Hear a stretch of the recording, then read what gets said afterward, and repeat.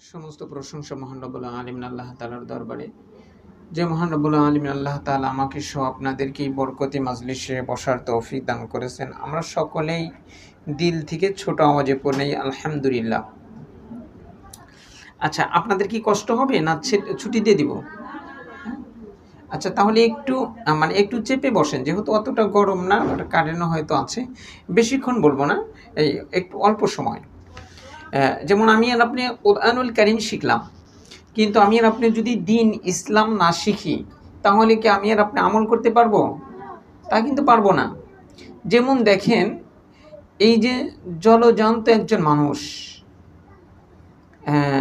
আতিকের আব্বু অর্থাৎ আব্দুর রাজ্জাক চাচা, ওই যে আশরাফ ভাইয়ের বাবা, আতিকের বাবা,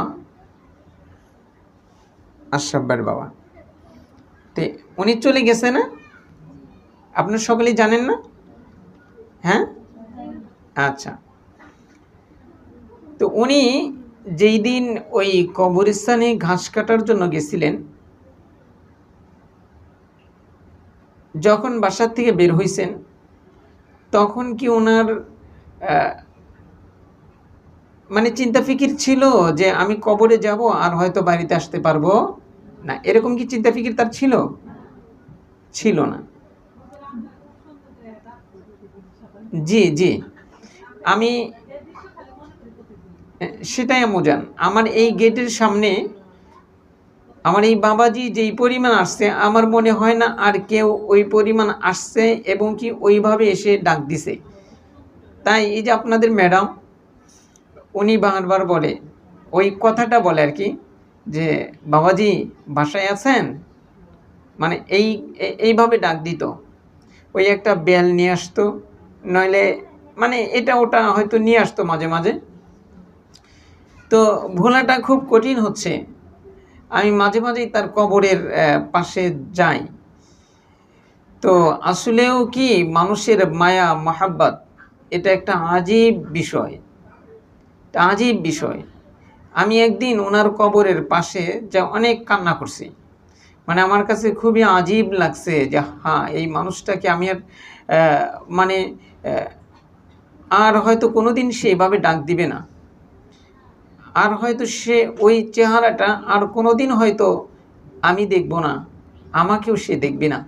তাই মারে, কার কোন সময় মৃত্যু আসে বলা যায় না। কিন্তু মা মনে রাখিয়েন, এই যে আমি আর আপনি যেই দেহটা নিয়ে ব্যস্ত হয়ে গেছি, যেই দেহটা, দেখেন হাত একটু অসুস্থ হলে, হাত একটু কেটে গেলে আমরা ডাক্তারের কাছে যাই কি যাই না? যাই না? আমরা যাই। একটু মাথা ব্যথা করলে চলে যাই, স্বামী অসুস্থ ডাক্তারের কাছে যাই, সন্তান অসুস্থ আমরা ডাক্তারের কাছে যাই। কিন্তু মারে, এই যে ইন্তেকাল যখন হয়ে যাবে, সেই সময় কিন্তু সমস্ত কিছু চলতে থাকবে তার আত্মার উপরে। কিসের উপরে? আত্মার উপরে চলতে থাকবে। দেখেন, আপনি যখন ঘুমায় গেলেন, ঘুমায় যাওয়ার পরে স্বপ্নে দেখেন কি দেখেন না? স্বপ্নে দেখেন না আপনারা? আমিও একদিন এক আজীব স্বপ্ন দেখেছিলাম। সেই স্বপ্নটা এরকম ছিল সারমর্ম, সেটা হলো, এর চেয়েও আগে আমি দীর্ঘদিন আগে একটা স্বপ্ন দেখছিলাম। সেটা আমি মাদ্রাসায় পড়া অবস্থায় আমি দেখতেছিলাম যে হাসরের মাঠ কায়েম হয়ে গেছে। তো আমার এক ভাই হাফেজ সাহেব, তো আল্লাহ তাআলা ওকে পারমিশন দিছে যে অমক তুমি করো, তুমি তোমার বংশের থেকে কিছু মানুষ বাছাই করে জান্নাতে নিয়ে যাও। তো আমি ওর সাথে ঘুরতেছিলাম হাসরের ময়দানে। তো দেখলাম ওর অনেক আপনজনকে বাছাই করছে, কিন্তু ওর মা কিংবা বাবা, এই দুইজনের কোনো একজন ওর দিকে তাকিয়ে আছে, কিন্তু তাদেরকে বাছাইয়ের ভিতরে রাখে নাই। এটা দেখে আমি হতাশা হয়ে গেলাম, আমার ঘুমটা ভেঙে গেল। এটা ছিল অনেক আগের স্বপ্ন। তো আমি এই বেশ কয়েক বছর আগে একটা আজীব স্বপ্ন দেখেছিলাম। সেটা হলো যে মৃত্যু, আমি দেখতেছিলাম যে আমার মৃত্যু হচ্ছে, স্বপ্নে আমি দেখতেছি যে আমার মৃত্যু হচ্ছে।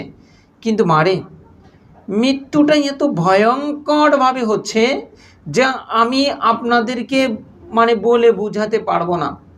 কিন্তু আমার ওই কথাটা মনে হলে এখন আমার আত্মার উপরে, আমার শরীরের উপরে আমার মনে হয় সেই কষ্টটা অনুভব হয় যে কীরকম যন্ত্রণা আর কীরকম কঠিন অবস্থা হইতেছিল। তো তাই আমি ওই কথাটা স্মরণ করি, যখন নিজের মন মানসিকতা একটু দুর্বল হয়ে যায়, আমল আখলাকে একটু দুর্বলতা আসে, তখন আমি ওই কথাটা আমি চিন্তা ফিকির করি, হায় ওই যে আমার স্বপ্নের ভিতরে যেই কষ্টটা, শরীর গেঞ্জি ভিজে গেছে, গেঞ্জি নিজে খুলে অন্য জায়গায় ফেলে দিছি, তারপরে যে পায়জামা কিংবা লুঙ্গি ছিল এটা ভিজে মনে হয় যে গোসল করার মতো, নিচে যে কাঁথা কিংবা কম্বল বিছানো ছিল এগুলা একবারে ঘেমে ভিজে গেছে, মনে হয় যে কেউ পানি ঢেলে দিছে, এত ভয়ঙ্কর অবস্থা। তাই এই যে আত্মার উপরে যেই অবস্থাটা চলতে থাকবে, সেই আত্মার খবর আমি আর আপনি কতদিন নিয়েছি, এইটা কিন্তু একটা ভাবার বিষয়, দেখার বিষয়। যেমন আপনি যদি ইন্তেকাল করেন ওই বলবে যে আয়সার আম্মু মারা গেছে, কিংবা মুস্তাকের আম্মু মারা গেছে, কিংবা মিনহার দাদু মারা গেছে, কিন্তু কই মিনহার দাদু তো শুয়ে আছে। কিন্তু আসলে মিনহার দাদু শুয়ে নাই, মিনহার দাদু যে আত্মা সেটা চলে গেছে, কিন্তু এই আত্মাটা যেই একটা কভার, এই দেহ এটা একটা কভার, এই কভার ব্যবহার করেছে, সেই কভারটা সেখানে পড়ে আছে, কিন্তু আসল যেই জিনিসটা সেটা উড়ে গেছে। যেমন দেখেন, আমরা বাজারে গিয়ে ওষুধ কিনি কি কিনি না, ওষুধের একটা কভার থাকে কি থাকে না, আমরা কি কভারটাকে যত্ন করে রাখি কিংবা কভারটাকেই প্রাধান্য দেই, নাকি আমরা ওর ভিতরে যে শিশি থাকে সেই শিশির ভিতরে ওষুধ থাকে ওই ওষুধকে প্রাধান্য দেই? ওষুধকে প্রাধান্য দেই না, ওষুধকে দেই। তাই এই কভার আর এই বোতলের দাম নাই, দাম হলো ওষুধের। আমরা এত কিছু দেখি কিন্তু অনুধাবন করতে পারি না। তাই এই দেহর দাম নাই। এই দেহর উপরে সুন্দর সুন্দর কাপড় পরাবেন, কিন্তু একদিন দেখবেন এই দেহর কাপড়গুলো খুলে রাখবে। এই দেহর উপরে আপনি হরেক রকমের আপনি এই কসমেটিক ব্যবহার করবেন, কিন্তু দেখবেন একদিন আপনার কসমেটিক ওই ড্রেসিং টেবিলে পড়ে থাকবে, কিন্তু আপনার যেই দেহটার উপরে চড়িয়ে দিয়েছেন সেই দেহটা দেখবেন পোকামাকড়ের একদিন খাবার হয়ে যাবে। একদিন খাবার হয়ে যাবে পোকামাকড়ের। আপনি যেই দেহটাকে বিভিন্ন গহনা দিয়ে সাজিয়েছেন সেই গহনাগুলো আপনার সিন্ধুকে কিংবা আলমারির ড্রয়ারে পড়ে থাকবে, কিন্তু যেইখানে আপনি ব্যবহার করেছেন ওই জায়গাগুলো পচে যাবে, তাই আমরা এই দেহর গুরুত্ব দিলাম কিন্তু আত্মা নিয়ে কোনোদিন ভাবলাম না। যেমন দেখেন, আপনার এই দিলের ভিতরে স্বামীর কথা চিন্তা ফিকির হয় কি হয় না, সন্তানাদির কথা চিন্তা ফিকির হয় কি হয় না, সম্পদের কথা চিন্তা ফিকির হয় কি হয় না, কিন্তু দেখার বিষয় যে আমার এই অন্তর আত্মাটা কতটুক আল্লাহকে স্মরণ করে। এই অন্তর আত্মায় অন্য কাউকে জায়গা দেওয়া জায়েজ নাই, কিন্তু আজকে তো আমাদের করুণ অবস্থা। এই যে আমাদের অনেক ছেলে কিংবা অনেক মেয়েও হয়তো থাকতে পারে, আমি জানি না, যে এই যে বিভিন্ন খেলাধুলা চলতেছে কি চলতেছে না, এর জন্য দেখবেন রাত জাগে কি জাগে না। কেউ ওই যে কি প্লেয়ার আছে, মেসি আর কি জানি আছে, যে ওদের গেঞ্জি শরীরে পড়ে কি পড়ে না, কেন পড়ে? রাসূল করিম সাল্লাল্লাহু আলাইহি ওয়াসাল্লাম ফরমান, ইন্নাল মুহিব্বা লিমান ইউহিব্বু ইউতাউ, মনে রাখিও যে যাকে ভালোবাসে সে তার অনুসরণ করে। যে ওই মেসিকে ভালোবাসে সে ওই মেসিকে অনুসরণ করে। সে যেমনে চুল রাখে সে সেমনে চুলের কাটিং দেয়, সে যেমনে গেঞ্জি পরে সে সেমনি গেঞ্জি পরে, আরও কি নাম আছে প্লেয়ারদের, যে এদের এইগুলাকে অনুসরণ করে। কেন? তার ওইটার প্রতি মায়া মহব্বত বসে গেছে। আল্লাহ রাসূল সাল্লাল্লাহু আলাইহি ওয়াসাল্লামকে যেই ব্যক্তি অনুসরণ করে, সে রাসূল সাল্লাল্লাহু আলাইহি ওয়াসাল্লামের যেই পোশাক, রাসূল সাল্লাল্লাহু আলাইহি ওয়াসাল্লামের যেই আদর্শ, সেই আদর্শ নিয়ে চলে। কিন্তু দেখার বিষয়, এই অন্তরে যেই নেইমারকে জায়গা দিলাম, যেই মেসিকে জায়গা দিলাম, এদের সম্পর্কে রব্বে কারিম কুরআনুল কারিমে কি বলে? রব্বে কারিম বলেন ইন্নামাল মুশরিকুনা নাজাস, কয় যারা মুশরিক, যারা আমি রবের সাথে অংশীদার করে, যারা রবকে না মেনে বিভিন্ন জিনিসের পূজা করে, কয় তারা হলো নাপাক, অর্থাৎ পায়খানার মতো ঘৃণিত তারা। তাইলে আমরা এই যে নাপাক মানুষগুলাকে দিলে জায়গা দিলাম, কিন্তু পবিত্র সত্তা রাসূল করিম সাল্লাল্লাহু আলাইহি ওয়াসাল্লামকে আমরা জায়গা দিতে পারলাম না দিলের ভিতরে। আমরা স্বামীকে জায়গা দিলাম কিন্তু আল্লাহকে জায়গা দিতে পারলাম না। আমরা সন্তানকে জায়গা দিলাম কিন্তু আমরা আল্লাহকে জায়গা দিতে পারলাম না। আমরা বিভিন্ন শিক্ষা এগুলাকে জায়গা দিলাম কিন্তু কুরআনুল কারীমকে আমাদের এই কলিজার ভিতরে জায়গা দিতে পারলাম না। তাই মারে রব্বে রাসূল করিম অন্য এক হাদিসে বলেন যে আল মারউ মা মান আহাব্বা, কয় যে যাকে ভালোবাসে কাল কিয়ামতের ময়দানে তার সাথে হাসর হবে, তার সাথে হাসর হবে। তাই মারে এই যে একটা কলিজা, এই কলিজাটা মনে রাখিয়েন, এই কলিজাটা এক আজীব জিনিস। তাই ইবনুল কাইয়্যুম রাহমাতুল্লাহি আলাইহি উনি বলেন যখন তুমি দেখবা তোমার হৃদয় কোরআন থেকে দূরে চলে গেছে, ইবাদতে অলসতা আসছে আর গুনার প্রতি তোমার আগ্রহ বেড়ে গেছে, মনে রাখিও তোমার থেকে তোমার আল্লাহ মুখ ফিরিয়ে নিয়েছে। কয় যার এই তিনটা অবস্থা হয়েছে, অর্থাৎ কোরআন থেকে তার হৃদয়টা দূরে, তার হৃদয়টা কোরআনকে ওইভাবে ভালোবাসতে পারে নাই যেইভাবে সে তার কসমেটিককে ভালোবেসেছে, কোরআনকে সেইভাবে ভালোবাসতে পারে নাই যেইভাবে তার দলকে ভালোবেসেছে, কোরআনকে সেইভাবে ভালোবাসতে পারে নাই যেইভাবে স্বামী এবং কি সন্তানকে ভালোবেসেছে। মনে রাখিও কয় যার এই অন্তরটা কোরআন থেকে দূরে চলে গেছে, ইবাদত করতে তার অলসতা লাগে, ইবাদত করতে তার ভালো লাগে না, ইবাদত করতে যে করি এরকমভাবেই তার ইবাদতের সময়গুলা কেটে যায়। তৃতীয় নাম্বার, গুনার প্রতি যার আগ্রহ বেড়ে যায়, অর্থাৎ মোবাইলে গুনাহ, টিভিতে গুনাহ, বিভিন্ন জায়গায় গুনাহ করে, এই গুনার প্রতি যার আগ্রহ বেড়ে যায়, মা মনে রাখেন এই তিনটা অবস্থা যার হয়েছে তার থেকে আল্লাহ তাআলা মুখ ফিরিয়ে নিয়েছে, তার থেকে আল্লাহ তাআলা মুখ ফিরিয়ে নিয়েছে।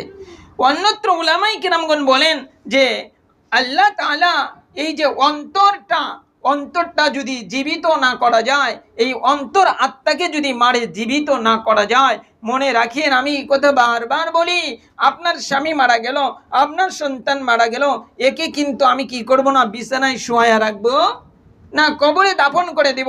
অনুরূপভাবে কারো যদি অন্তর আত্মাটা মরে যায়, আল্লাহ তাআলা তাকে জান্নাত দেবে না, তাকে জাহান্নামের ভিতরে দাফন করে দেবে। তাই মারে এই অন্তরটা দেখার বিষয় যে আপনি খেয়াল করতে হবে যে নামাজের ভিতরে আপনি দাঁড়ায় গেলেন, আপনার অন্তর কোথায়? আপনার অন্তর কি রান্না করে? আপনার অন্তর কি স্বামীর কাছে? আপনার মন কি সন্তানের কাছে? আপনার মন কি বিভিন্ন কাজে? নাকি আপনার মন এই নামাজের ভিতরে আছে? মানে এইগুলা দেখার বিষয়। তাই আমি আপনাদেরকে যেই বিষয়টা বলবো মা, সেটা হলো যে এই অন্তরটাকে, এই অন্তরের ভিতরে সবচেয়ে দামি যেই জিনিসটা ঈমান, এই ঈমান নামের দামি জিনিসটা এই অন্তরের ভিতরে থাকবে। কিন্তু মারে অন্তর যদি মরে যায় সেইখানে কিন্তু ঈমান ঢুকবে না। যেমন আপনি মারা গেছেন, আপনার শরীরে কি এখন স্যালাইন ঢুকবে? আপনার শরীরে স্যালাইন ঢুকবে? মানে স্যালাইন ঢুকবে না। অনুরূপভাবে কারো যদি অন্তরটা মরে যায়, তখন এই ব্যক্তির ভিতরে ঈমান নামের বস্তুটা মারে ঢুকে না। ঈমান নামের বস্তুটা যদি মারে না ঢুকে, তাহলে আপনি নামাজ পড়তে পারবেন, আপনি হয়তো পর্দাও করলেন, আপনি হয়তো হজও করলেন, আপনি হয়তো যাকাতও দিলেন, আপনি হয়তো সবই করলেন মা, কিন্তু মারে ইন্তিকালের সময় আপনার ঈমান নসিব হবে না, ঈমান নসিব হবে না। তাই মা আমি আপনাদেরকে যেই বিষয়টা বলি সেই বিষয়টা হলো যে অন্তরের প্রতি খেয়াল রাখা, যে আপনার অন্তর কে কি কল্পনা করতেছে, আপনার অন্তর এখন কোন কোন গুনার প্রতি আগ্রহ উদ্দীপনা করতেছে, তো আপনি এটা খেয়াল করা। আর এই অবস্থাটা দূর করবেন কিভাবে? এই অবস্থাটা দূর করার অনেক উলামায়ে কিরাম অনেক টিপস দিয়েছে। তবে আপনাদেরকে আমি যেটা বলি সেটা হলো বেশি বেশি জিকির করেন, যেমন লা ইলাহা ইল্লাল্লাহ কিংবা সুবহানাল্লাহ কিংবা আলহামদুলিল্লাহ কিংবা আল্লাহু আকবার। আমা মনে রাখিয়েন যে এই সুবহানাল্লাহ, এই তাসবিহটা আপনি যখন পড়লেন, এই তাসবিহর সওয়াব আল্লাহ তাআলা এত দান করে। উলামায়ে কেরামগণ বলেন জিবরাইলও যদি দেখতো, জিবরাইল আত্মা ফেটে মারা যেত। আল্লাহ তাআলা এত সওয়াব দান করে। তাই মারে এই তাসবিহগুলা বেশি বেশি পড়া, এই তাসবিহগুলা বেশি বেশি যখন পড়বেন তখন খেয়াল করা যে আমি এই তাসবিহ পড়তেছি আর আমার আল্লাহ আমার ঠোঁটের দিকে তাকিয়ে আছে। ও মা, আপনার ছোট বাচ্চাটা যখন কোলে থাকে, কোলে থাকার পরে আপনাকে মা বলে কিংবা বাবা বলে, আপনি ঠোঁটের দিকে তাকায় থাকেন কিংবা মা বলতে পারে না, মা বলার ভঙ্গিমা করে কিংবা ওই যে কান্না করে, কান্না করলে ঠোঁট কেমন বাঁকা করে, আপনার কিন্তু অনেক মজা লাগে, লাগে কি লাগে না? মানে মজা লাগে। তো অনুরূপভাবে আপনি যখন এই মুখ দ্বারা এই যে কুরআনুল কারীম পড়তে পারতেছেন না, চেষ্টা করতেছেন, ঠোঁটটা বারবার বাঁকা করতেছেন, হরফ উচ্চারণ করতে আপনি ঠোঁটটা বাঁকা করতেছেন, জিহ্বাটা বারবার জায়গা মতো লাগানোর চেষ্টা করতেছেন, আল্লাহ তাআলাও আপনার এই মুখের দিকে তাকিয়ে থাকে। আপনি এটা কল্পনা করবেন যে আমার আল্লাহ আমার দিকে তাকিয়ে আছে। মানে এইটা যদি দিলের ভিতরে একবার বসে যায়, দিলের ভিতরে যদি একবার বসে যায়, এই বসাটা যদি একেবারে অন্তরের গভীরে ঢুকে যায়, তখন মারে মনে রাখেন আপনার এই অন্তর আত্মার ভিতরেও দুইটা চক্ষু আছে। এই দুইটা চক্ষু যদি মা খুলে যায়, আপনি দুনিয়াতে বসেই আপনার জান্নাত দেখতে পারবেন। তখন দেখবেন আপনার অবস্থা এরকম হয়ে গেছে। আমি এরকম অনেক ঘটনাই আমি আপনাদেরকে হয়তো শুনিয়েছি যে আমেরিকার একজন মুসলিম নতুন মুসলমান হয়েছে, উনি দেখে পুরো শরীরে বিভিন্ন ফুল দিয়া সাজিয়ে তাহাজ্জুদের নামাজে দাঁড়িয়ে গেছে। এখন তাহাজ্জুদের নামাজ তার 2 রাকাত নামাজ সহজে শেষ হয় না। তখন উলামায়ে কেরাম তাকে বলেছিল যে আচ্ছা আপনি নামাজ শুরু করেন, কিন্তু আপনার নামাজ এত লম্বা হয় কেন? কয় যে আপনারা তো পুরান মুসলিম, আপনাদের সাথে আপনার রবের গভীর সম্পর্ক। আপনি যখন আলহামদুলিল্লাহি রাব্বিল আলামিন বলেন, সঙ্গে সঙ্গে আল্লাহ তাআলা আওয়াজ দিয়ে দেয়, আপনি শুনতে পান। আর আমার অবস্থা হলো আমি বারবার আলহামদুলিল্লাহি রাব্বিল আলামিন এটা বারবার বলতে থাকি, বলতে বলতে বলতে বলতে আমার গায়েবী একটা আওয়াজ আসে। ওই আওয়াজটা আসার আগ পর্যন্ত আমি দ্বিতীয় আয়াত পড়ি না। ও মা, তাহলে দেখেন একটা নতুন মুসলমান হইলো, 3-4টা সূরা মুখস্থ হয়েছে, সে ওই আল্লাহ তাআলা যে সূরার আয়াতের পরে যে আল্লাহ তাআলা যে আওয়াজ দেয় সে শুনতে পায়। কেমনে? এই অন্তর আত্মাটা যখন মারে পবিত্র হয়ে গেছে তখন সম্ভব, কিন্তু এর আগে মারে সম্ভব না, এর আগে সম্ভব না। তাই মারে বেশি বেশি জিকির করা, আর 5 ওয়াক্ত নামাজ মানে টাইম মতো পড়বেন ইনশাল্লাহ। 5 ওয়াক্ত নামাজ টাইম মতো পড়বেন, আর এই চোখের গুনাহ থেকে বেঁচে থাকার চেষ্টা করবেন, জান তার মেহনত করবেন। বিশেষ করে মোবাইলের গুনাহ থেকে বাঁচার জন্য জান তার মেহনত করবেন। তারপরে হলো যে এই যে জবান দ্বারা এই গীবত থেকে বাঁচার চেষ্টা করবেন। গীবত, পরনিন্দা, চগলখড়ি, মিথ্যা, এই বিষয়গুলোর থেকে বাঁচার চেষ্টা করবেন। আল্লাহ তাআলা আমাকে আপনাদের সকলকে এই কথাগুলো দিল দিয়ে বুঝে আমলের তৌফিক দান করেন। ওয়ামা আলাইনা ইল্লাল বালাগ। আসসালামু আলাইকুম ওয়া রাহমাতুল্লাহি ওয়া বারাকাতুহু।